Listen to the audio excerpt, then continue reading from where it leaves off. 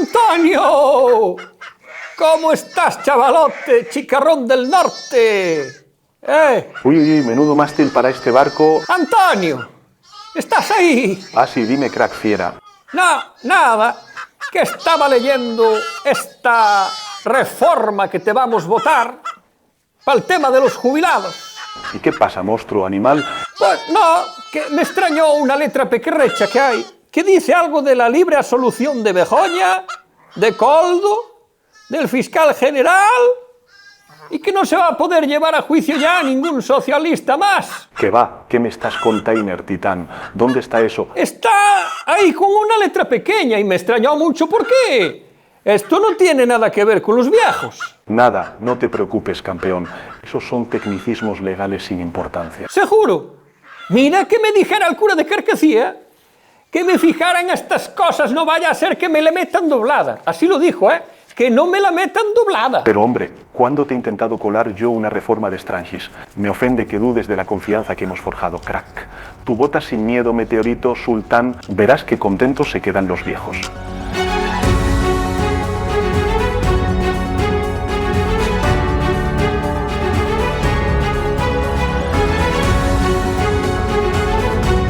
Un japonés entra en la sede del Popo con una remera de M. Rajoy, pero para saber qué pasa habría que darle un clic al Huffington Post y uno tiene su dignidad. Un loro tiktoker de 12 años se hace viral por cantar el himno de la Real Sociedad y la cucaracha.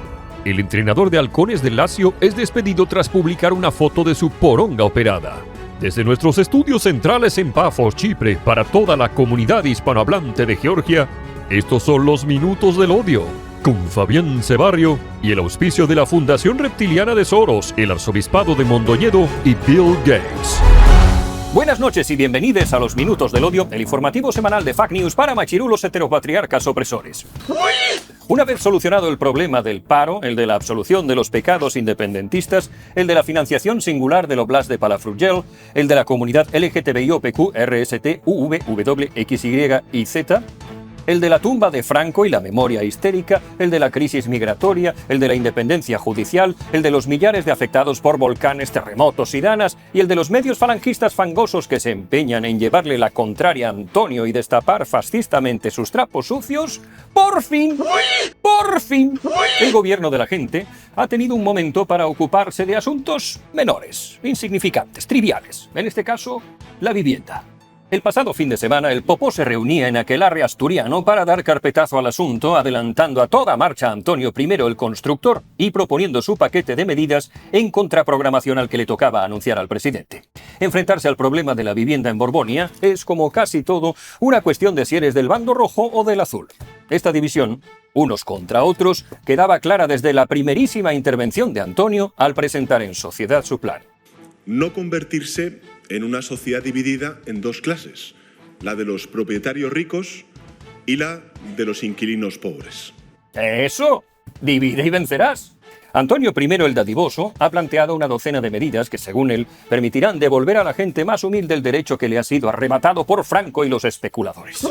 Dado que yo soy azul, como comprenderán, la mayoría de las medidas planteadas por Antonio me parecen no solo absurdas, sino abiertamente malignas. Paso a comentar algunas de las medidas de la peste antonina desde mi perspectiva de cuñadus maximus en el exilio. Antonio ha insistido mucho en la vivienda pública. La vivienda pública tendrá sus más y sus menos, pero como en Borbonia solo hay un 2,5% de vivienda social, frente al casi 10% de la media europea, pues ya está, esto hay que cambiarlo. Lo que les quiero anunciar es que el gobierno de España va a crear un nuevo PERTE, un nuevo proyecto estratégico, y vamos a hacer un PERTE de viviendas, de las viviendas, del sector de la construcción. Nótese que este problema el PSOE no lo ha resuelto en 27 años que ha gobernado entre 1982 y hoy mismo. Pero Antonio tiene un plan sin fisuras, ahora sí, que pasa por el traspaso a la empresa pública de vivienda de más de 3.300 casas y 2 millones de metros cuadrados o construir barracones. A estas alturas se han olvidado los 200 o 300.000 pisos que iban a construir y la cifra no ha quedado del todo definida. Pero no sé. Miren Renfe. Miren el estado de Renfe.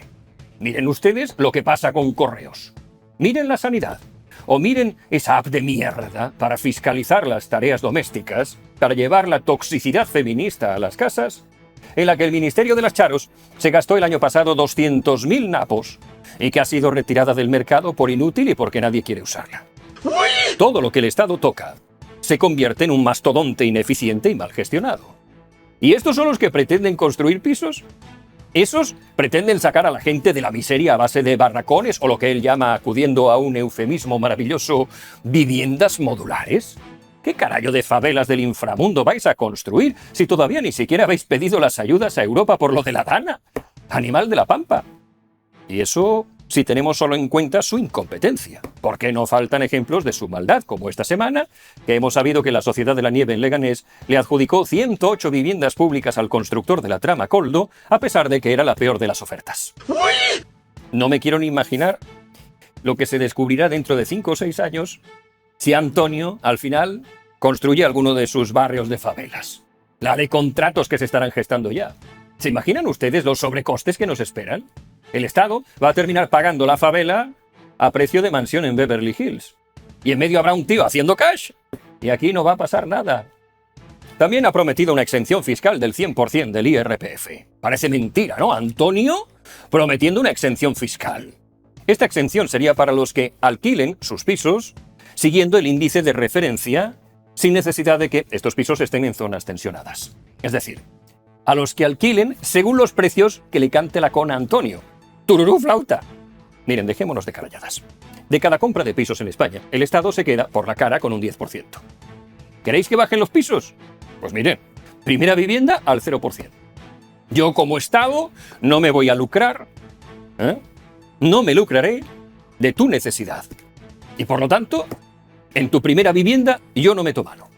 ¿Esa no le parece una medida alineada con las necesidades de las personas más humildes? ¿Esa no es una medida que distingue claramente la vivienda por necesidad de la vivienda por especulación?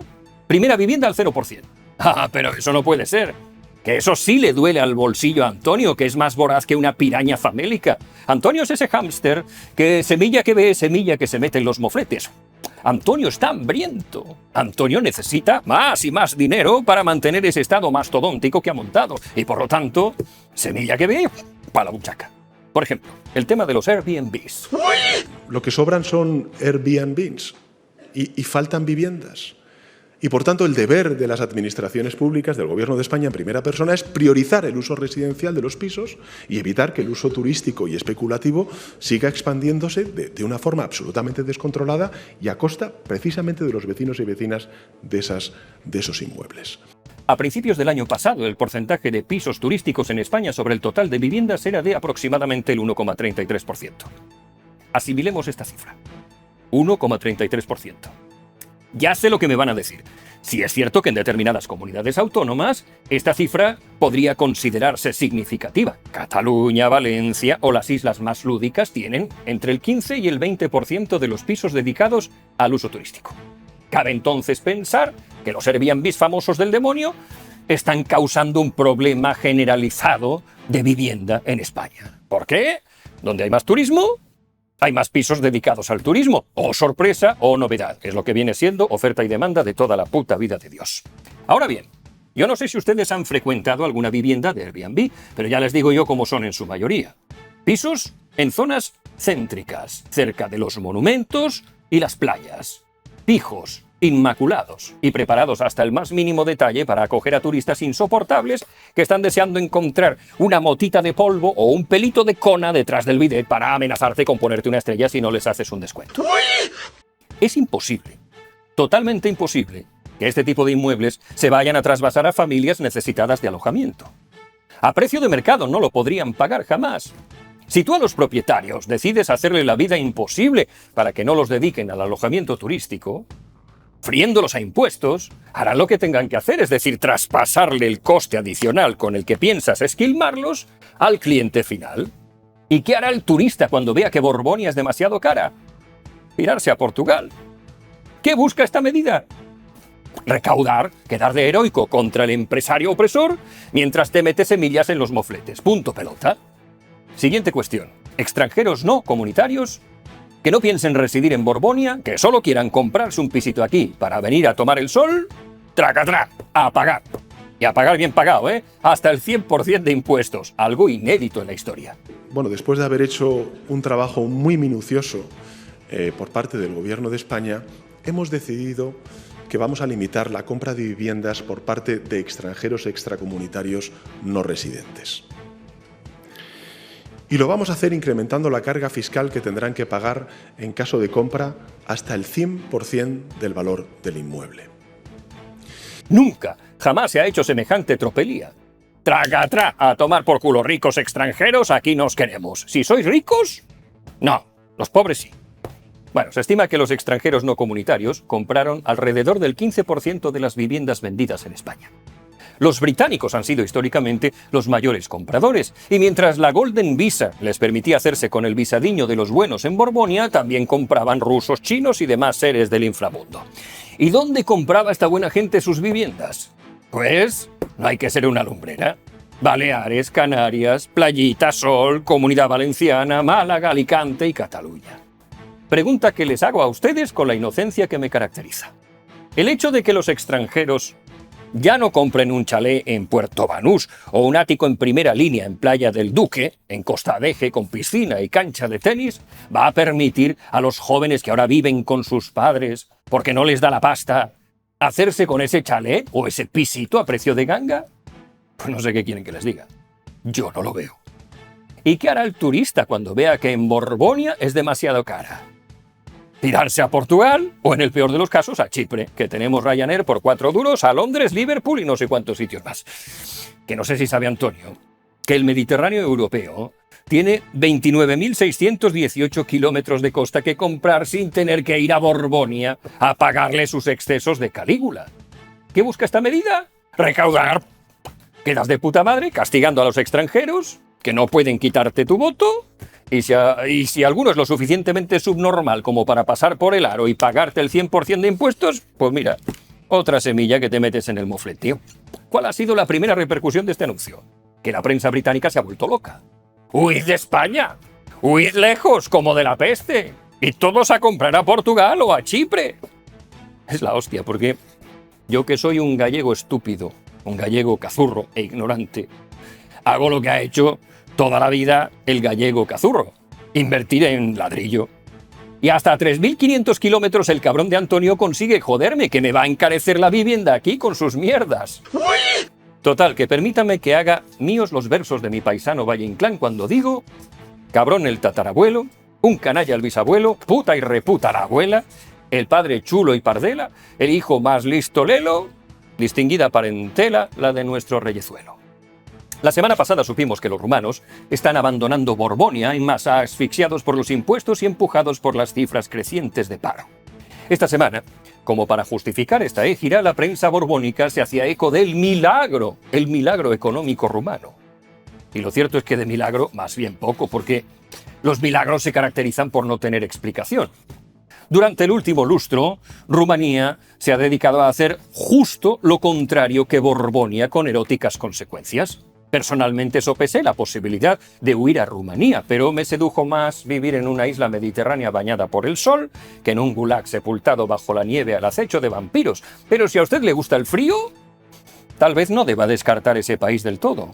Rumanía ha simplificado significativamente el proceso de creación de empresas, lo que ha provocado una avalancha de emprendedores o inversores extranjeros, justo al contrario que Borbonia. Ha reducido la burocracia, lo cual para un país que estuvo bajo influencia moscovita no deja de ser una proeza. Y montar allí una empresa te sale por 1.500 pavos. El IRPF en Rumanía es de un 10% fijo desde el 2018, uno de los más bajos de Europa. Y para quien quiera crear una sociedad, Rumanía tiene uno de los impuestos de sociedades más bajos de la Unión Europea, con una tasa estándar del 16%, pero para las microempresas la tasa puede ser aún más baja. Llega hasta el 1% sobre los primeros 60.000 euros de facturación anual. Ay, pero las carreteras y los hospitales no están cubiertas de azúcar glass. Tú lo que quieres es que la gente se muera por la calle. Cancelo mi suscripción. ¡Ja! Bueno, pasemos a asuntos más serios. En cuanto a la posibilidad de una moción de censura, como sabrán esta semana, se barajó la opción de que a Raposa Dos Peares tomara las riendas y presentara una cosa cosmética, una cosa estética de las que tanto gustan al partido que no puede ser nombrado. De hecho, don Santiago y Cierra España se mostró dispuesto incluso a apoyarla en connivencia con Junts, dejando bien claro que debía estar blindada a cualquier exigencia de los nacionalistas. Como si estos no tuvieran suficientes recursos como para apretarle los huevos al popó ante un posible gobierno de coalición futuro. Afilando los colmillos, a Raposa se abría esta semana a negociar con Junts la toma por asalto de la Moncloa, y estaba todo ilusionado cuando Junts dejó caer la bomba. ¡Ja! Es macabro pensar en hacer lo que sea con el partido que no puede ser nombrado. Y ahí tenéis, pobriño, a la Raposa entre el agua y el aceite, solo, desamparado, sin nadie que lo quiera, sin jato que le ladre. Es lo que tiene ir de bien queda. Al final terminas cayéndole mal a todos. Porque el hombrecillo lo intenta. Ahora, para dárselas de hombre de Estado, ha decidido apoyar la reforma de pensiones del gobierno con sus votos. Algo que solo conseguirá la ira y la incomprensión de sus seguidores. Pero dudo mucho que a raíz de esto se produzca un esperado trasvase de votantes desde el PSOE hacia el popó, que es lo que imagino que tiene él en mente. No aprende. Sí que no aprende. Más despierto es Puigdemont, que ha estado esta semana haciendo bulla desde Waterloo, donde ha celebrado un cónclave independentista para redoblar esfuerzos independentistas con los de Junqueras. Sobre el tapete, la cuestión de confianza con la que quiere ahogar a Antonio en esta ocasión. Puigdemont pretende medir el apoyo parlamentario a Sánchez argumentando que el presidente no es de fiar, debido a sus constantes tejemanejes y cambios de opinión. Y Antonio ha respondido a Puigdemont: bueno, vamos a darnos un tiempiño que entiendo dedicará a buscar qué caramelos puede ofrecerle a Puigdemont para que lo deje respirar en paz unos meses más. La excusa: que una cuestión de confianza es una cosa muy compleja y necesitan unos días para meditarlo.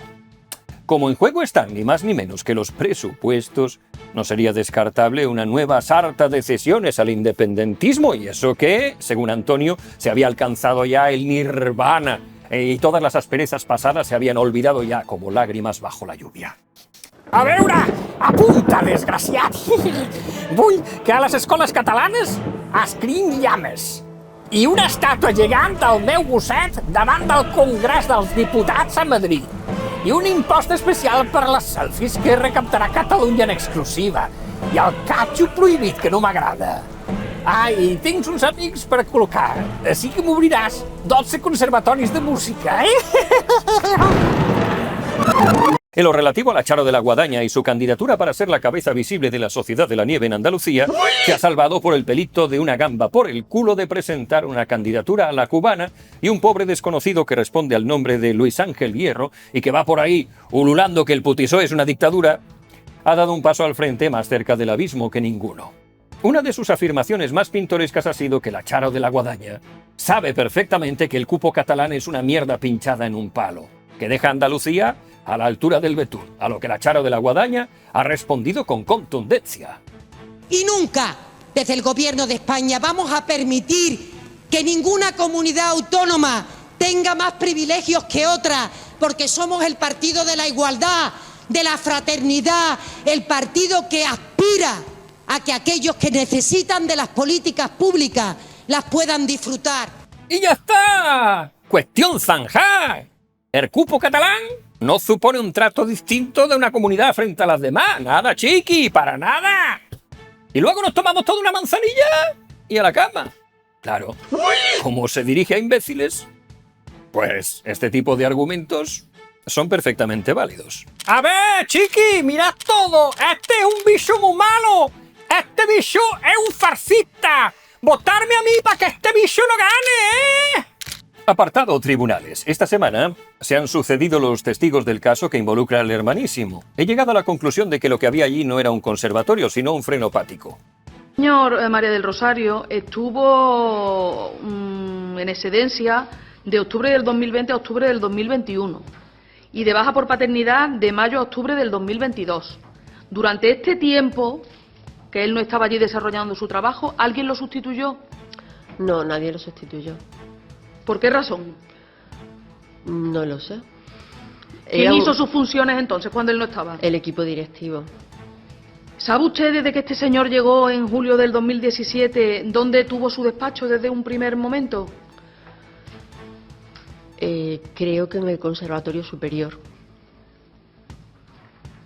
¿Por qué dice creo? ¿Usted trabaja allí? ¿No lo ha visto? Sí, en el Conservatorio Superior, pero vamos, yo desde que yo estoy sí sé que como directora sé que su puesto de trabajo y su despacho estaba en el Conservatorio Superior.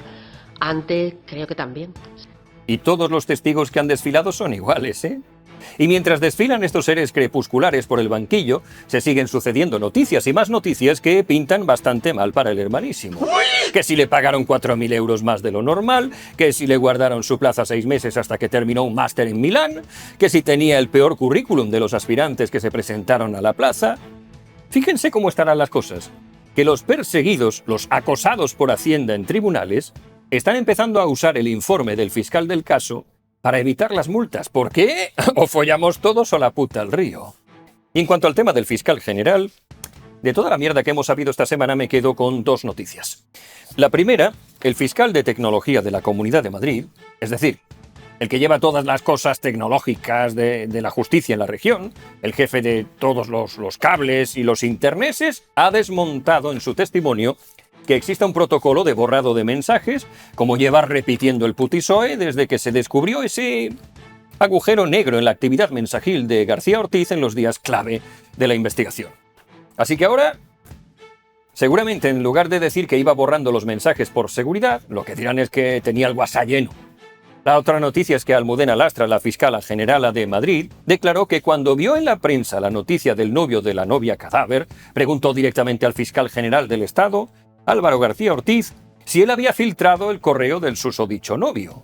«Álvaro, ¿lo has filtrado tú?», fue la pregunta dramática. Y la respuesta, «Eso ahora no importa». Bueno, pues ahora sí que importa, así que todos nos preguntamos, «Álvaro, ¿lo has filtrado tú?». También ha visitado los tribunales Íñigo Errejón, el Rasputín de Sumar, quien tenía que declarar sobre el asunto de faldas que ha provocado su defenestramiento. Por fin he podido explicarme. Salgo contento, con mucha tranquilidad y con mucha tranquilidad en la actuación de la justicia, y todo lo que tenía que decir lo he dicho dentro y se lo he explicado al juez, que es donde corresponde. Así que nada, ahora esperar, muy tranquilo y con mucha confianza en lo que decida la justicia. Este asunto se puede saldar de 2 formas, ambas muy jodidas para la Rojambre. O bien el juez decide que la denuncia de la estuprada no sigue adelante, o bien que Errejón es en efecto un sátiro. Si es lo primero, demostraría que hay denuncias falsas, en contra de la hipótesis que ha defendido el mismísimo Follantín durante su época de aliade. Si es lo segundo, demostraría que Sumar tenía en sus filas al mismísimo Marqués de Sade, y sin embargo callaba en una actitud semejante a la del ciego y el lazarillo con las uvas. De todos modos, yo si fuera el hermanísimo, la presidenta, Koldo o todos los demás socialistas haciendo cola para recibir su ración de justicia, no estaría preocupado. El gobierno sigue velando por todos ellos y todo parece indicar que esa idea pasajera de prohibir la acusación popular sigue adelante porque, como bien dice Bolaños, la acusación popular es un nido de fachas. Y es que es necesario regular la acusación popular porque en este momento es una feria de ultras con ganas de publicitarse. Y por tanto tenemos que regular esa acusación popular y tenemos que ponerla en línea con lo que sucede en el resto de países de Europa. Bolaños se olvida sin duda de los casos jugosos en los que el PSOE ejerció la acusación popular con toda virulencia y contundencia, como el caso Gürtel, la trama púnica o el caso Lezo. ¿Ahí también era una cueva de franquistas buscando protagonismo? Y en el apartado de esperpentos, mejor dicho, de cosas más esperpénticas todavía de lo normal, esta semana ha tenido lugar un rifirrafe entre Vito Quiles o la cólera de Dios y Antonio Maestre, que solo se ha saldado con un micrófono roto porque no estaba en las inmediaciones el padre de Antonio Maestre, que es geo, campeón de lucha libre, monje Shaolin y marine de los Estados Unidos de Norteamérica. ¿Cómo llevas tener que estar defendiendo un gobierno cercado por...? ¿Pero qué haces pegando a mi compañero? ¿Pero estás bien de la cabeza o qué, Antonio? ¿Pero cómo llevarlo de tener que estar defendiendo un gobierno abiertamente corrupto? ¿Pero estás bien o no? Vito Quiles o la cólera de Dios tiene el dudoso mérito de haber trasladado las tácticas de la prensa rosa más ramplona a la esfera política. No sé si recuerdan, en la época del tomate, cuando los llamados periodistas del corazón iban a la casa de Isabel Pantoja a meterle un micrófono por el culo, a preguntarle impertinencias más interesados en la reacción furibunda de la acosada que en las respuestas que pudiera darle. Hay momentos del trabajo de Vito Quiles que me parecen imprescindibles y, de hecho, creo que es de los pocos que hacen oposición al gobierno en este país que tienen ustedes. Pero también hay momentos de impertinencia gratuita, como este mismo, totalmente innecesarios, que creo que desmerecen bastante la labor que realiza, por ejemplo, ante Pachi López el Justificador todas las semanas.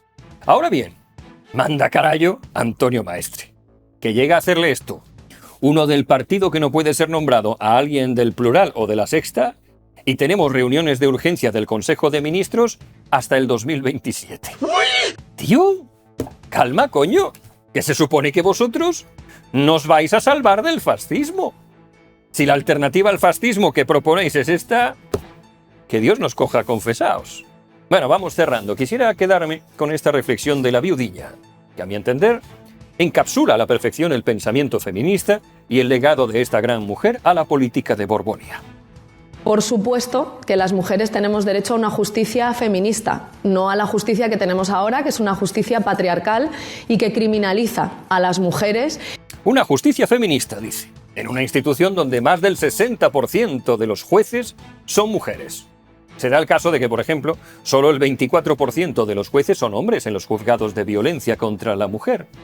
¿Qué más feminismo quieres, hija? Os pasáis el día despotricando y ululando desde vuestras atalayas y después vienen los datos fríos y, joder, cómo duele, ¿eh? Qué inconvenientes, qué inadecuados, qué machistas son los datos. Como las juezas no son el 100% de mujeres negras lesbianas afiliadas a Podemos, pues ya está, justicia machista. ¿Qué habrá hecho Borbonia para soportar esta cruz? ¿Qué pecados estará expiando Borbonia para tener que aguantar a esta mamerta soltando barbaridades día sí y día también? En la capital del Imperio Libre, Los Ángeles sigue ardiendo. Aquí tenemos imágenes. ¡Envías más lesbianas! Y poco más. Como nota medianamente esperanzadora, Israel y Hamás han alcanzado un principio de alto el fuego.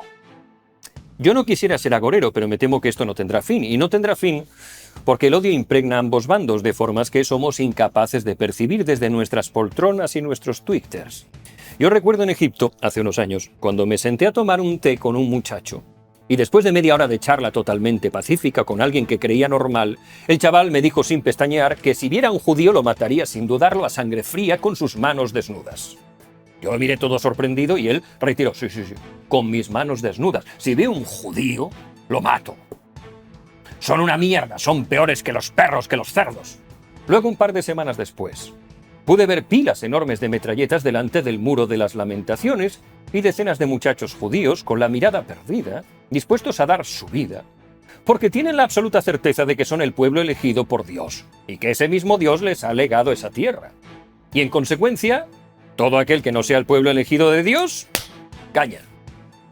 Yo ojalá me equivoque, pero creo que hacen falta 3 o 4 generaciones intentando volver a humanizar al contrario. 3 o 4 generaciones en las que se realice una labor pedagógica para dejar de ver al otro como el animal sarnoso y putrílago que ahora mismo creen que es.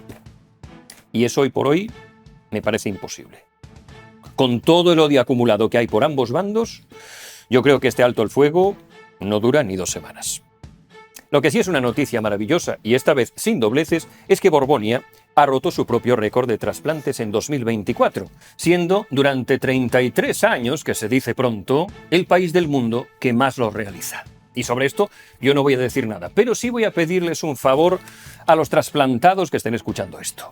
Dejen ustedes, por favor, su comentario contando su historia. Y ustedes, si están dudando de si donar sus órganos o no, léanlos. Lean los comentarios. A ver si así conseguimos romper este récord en 2025. Y seguro que me dejo muchas noticias en el tintero, pero ya están ustedes para reprochármelo con furia porcina en los comentarios. Lo cierto es que estoy hasta los cojones de todos nosotros. Hasta aquí, los minutos del odio de hoy. Recuerden ustedes construir barracones para la plebe, ahuyentar inversores extranjeros, cobrar sin ir a currar, buscarte compañeros de cama que te caguen en la boca, poner frenos a la prosperidad, deslizar documentos secretos a la prensa, coman gusanos en resilientes ecosostenibles y planchen de madrugada. En definitiva, sean subnormales. Un abrazo con arrimón de pito. ¡Viva México, cabrones! ¡Sí se puede!